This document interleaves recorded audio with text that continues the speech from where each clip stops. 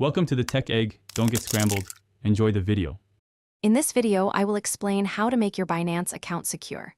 Enable two-factor authentication using an app like Google Authenticator or Authy and save backup codes offline.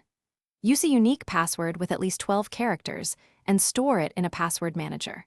Turn on withdrawal whitelist and confirm only trusted addresses.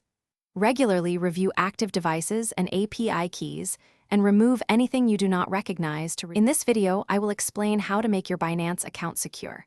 Review and manage devices often, removing anything unfamiliar to prevent unauthorized access.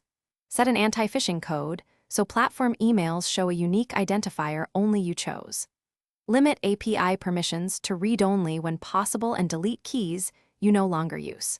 Consider using a hardware security key for stronger account login protection and keep software up to date. In this video, I will explain how to make your Binance account secure. Turn on the withdrawal whitelist and never disable it just to skip steps. Configure account recovery options and keep recovery phrases and backup codes offline in a safe place. Activate push alerts for withdrawals so you see every transfer immediately. If you notice suspicious activity, freeze withdrawals and contact support right away to protect funds.